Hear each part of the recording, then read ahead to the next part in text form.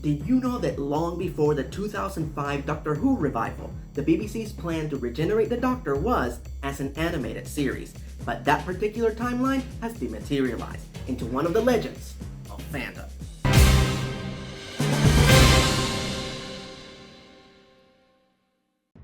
Greetings fanboys and fangirls, I'm Erod and I'm the Blockbuster Buster, and welcome to Legends of Fandom, where we talk about the fanboy films and shows that almost happened.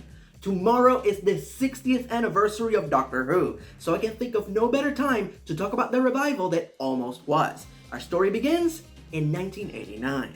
After a historic 26-year run, Doctor Who came to an abrupt end, seeing the 7th Doctor, played by Sylvester McCoy, walk into the horizon not to be seen again in an official capacity for 16 years. Yes, we had the made-for-TV movie in 1996, but many fans didn't consider that to be canon until after the 2005 revival. So from many fans' point of view, it was 16 years of no Who. But as it turns out, the BBC did make efforts to bring back the series long before 2005, but in animated form, with 3 very specific mission statements. To give the series the scope and epic sci-fi action it always deserved, to turn it into a merchandising juggernaut like Transformers and Ninja Turtles, and more importantly, make the franchise into a global brand. So what they needed was an ambitious overseas animation studio with experience producing successful sci-fi cartoons for television. Enter Nelvana, a relatively young animation studio who, among many things, had produced both the Droids and Ewoks cartoons for the Star Wars franchise, and at the time had struck gold with the merchandising behemoth that was Care Bears. And for those of you who might be wondering how big Care Bears was in the 1980s,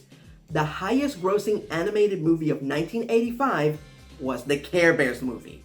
Not a movie by Disney, Warner Brothers, or Don Bluth, but the Care Bears movie. So after a glowing endorsement from Doctor Who creator Sidney Newman, the partnership between the BBC and Nelvana began, which seemed like a perfect pairing, but in reality you had a 26-year-old institution allowing a cocky young animation studio to put a hand on the wheel of their treasured franchise. Eventually the two would start jockeying for control, but I'm getting ahead of myself. First, let me answer the first question that's on your mind.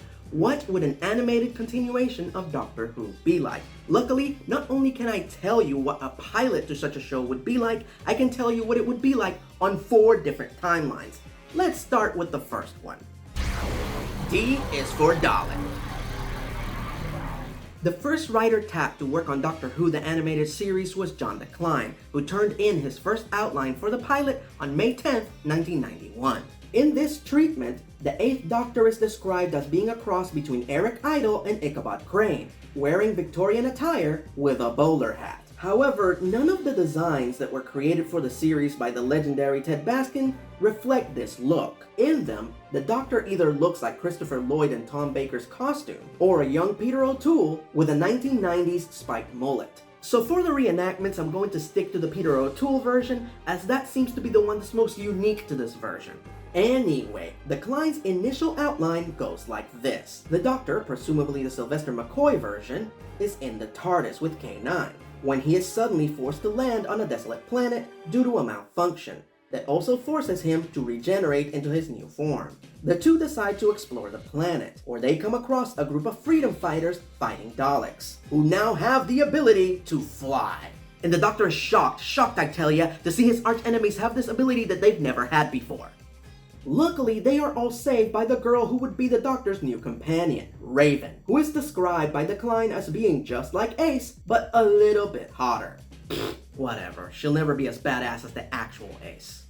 After a brief misunderstanding, the Doctor, Raven, and K9 discover the Dalek spaceship buried underground, where the Daleks have been mining energy crystals, and are about to launch a missile into the sun that will create a solar flare that will kill all life on the planet, except for the Daleks, so they can continue mining the planet undeterred. After an exciting action-packed encounter with the Supreme Dalek, the Daleks power up their ship and take off from their hiding place, only to be hit with the very missile they launched, which the Doctor had reprogrammed. Free of the oppression of the Daleks, Raven feels that her talents as a freedom fighter might be more useful elsewhere, and agrees to join the Doctor and K9 on their adventures. So the TARDIS dematerializes and the adventure goes on. Personally, I like this version. It's true to the series, fast-paced, and action-packed. Unfortunately, the head of children's programming for the BBC, Anna Home, didn't feel that way.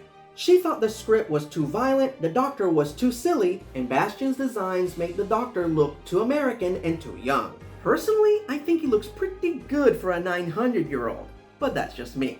Fortunately, John Klein would take another stab at it, so let's travel to the alternate timeline where the animated Doctor Who pilot would have gone a little something like this. Doctor Who and the Time Crusaders. This time around, the Klein would write a longer, more detailed treatment that had plenty of elements that were more toyetic. Toyetic is a word created by marketing people.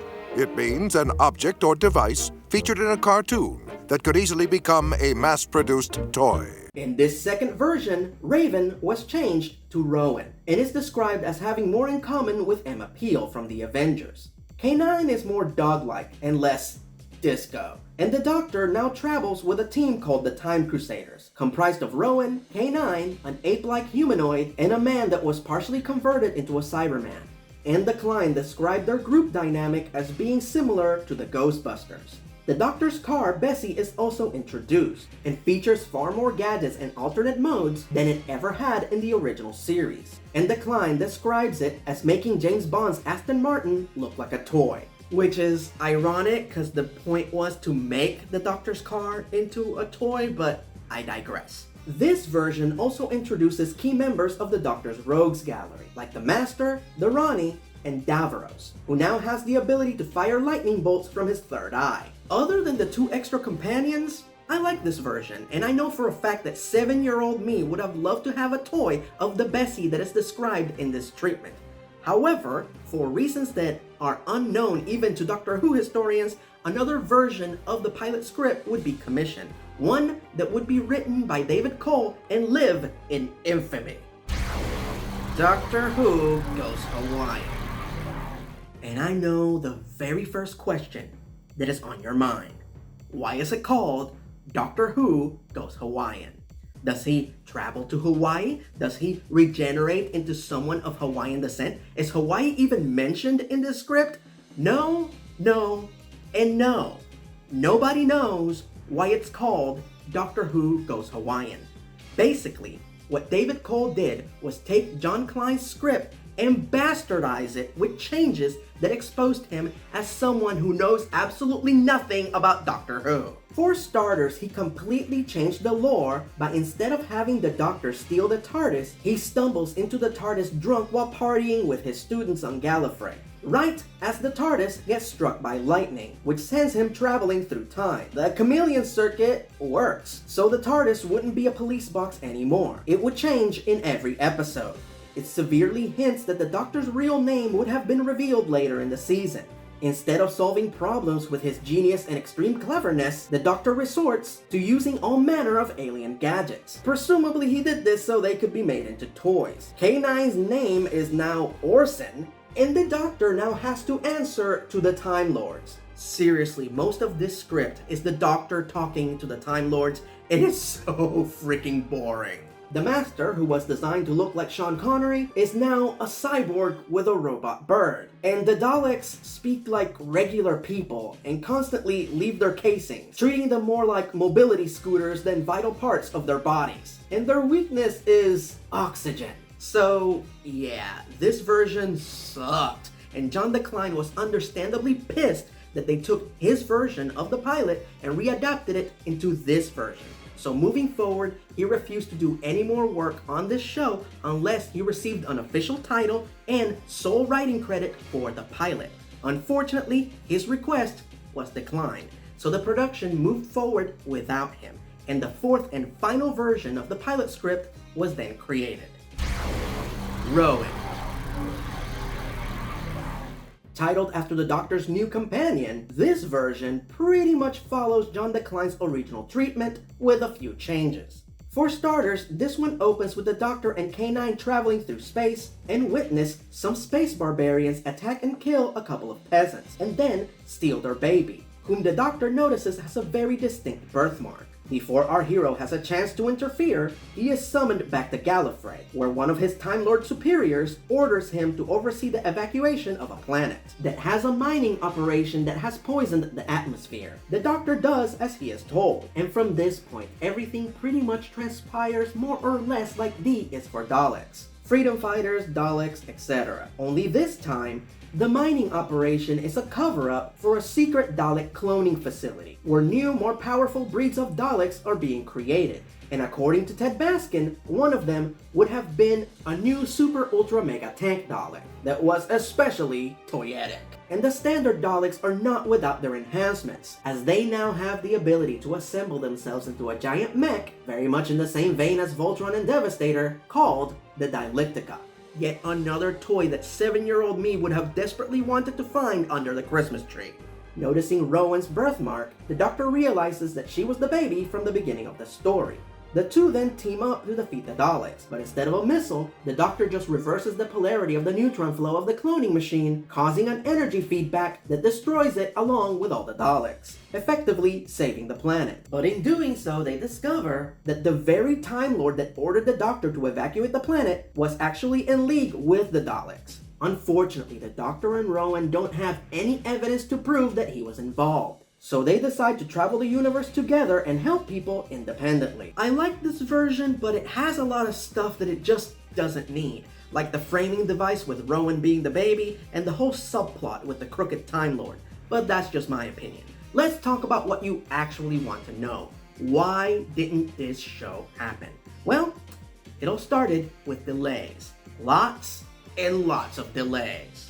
Everything that Nelvana did would have to be approved by the BBC, which meant that every time they took 2 steps forward, the BBC would push them 3 steps back. And apparently throughout this pre-production period, representatives from the BBC kept telling the team at Nelvana that they were in talks with an animation studio in Britain that was claiming to be able to do what Nelvana was doing, but better and cheaper. First of all, this is very unprofessional. And secondly, while I am sure that there were some great animation studios in Britain at the time, I can bet you cold hard cash that none of them had 2 of the biggest franchises of the 80s on their resume. So that, combined with their lawyers having to sift through mountains of red tape to figure out how to properly approve the use of trademarks and copyrights, such as characters, logos, and music, stretched the pre-production phase of Doctor Who the Animated Series for 3 years. In spite of all that, Nelvana was confident that they could have the show ready to premiere by autumn 1993, but they would need a budget of $9 million, which seems like a lot, but that's actually pretty standard for an animated production. Unfortunately, the BBC did not want to pay that. In fact, they were heavily implying that they were expecting Nelvana to pay for the production of the show. So what that meant is that now it had become imperative for them to secure a toy licensing deal. And thus, they made a deal with the devil. Enter Avi Arad. Yes, the Same Avi Arad who was a producer for Marvel Entertainment and was one of the key architects of Marvel Studios. But long before that, he brokered the toy licensing deals between Marvel Productions and Toy Biz, which led to the creation and massive success of the X-Men and Spider-Man cartoons from the 90s. And the BBC wanted him to work the same magic for them. And to Avi Arad's credit, he did, securing them a deal with Tyco that would have made them at least $11 million in toy sales per year. Unfortunately, the deal would have given Tyco some degree of creative control over the series, like forcing Nelvana to include characters and vehicles that were created for the toy line in the show, and influencing the episode order to coincide with toy releases. At this point, the BBC had spent 3 years playing a game of tug-of-war with Nelvana over the control and direction of this show. And if they signed this toy deal, they would be adding a 3rd player to the game, who would be pulling the rope in a whole other direction.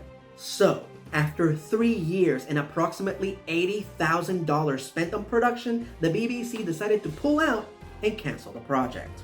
The question is, was this a good decision? Well, thanks to John Simper Jr., the showrunner of the 90s Spider-Man cartoon, we know that working under the constraints of a toy deal is a colossal pain in the ass. as he has revealed through interviews and panels that his vision for the Spider-Man cartoon was constantly being influenced and altered to honor the Toy Biz deal. So if their goal was to have absolute creative control over the series, then yes, they made the right choice. But what do you think? Would you have liked to have seen the classic Doctor Who series continue as an animated series, or are you happy with the current live-action revival?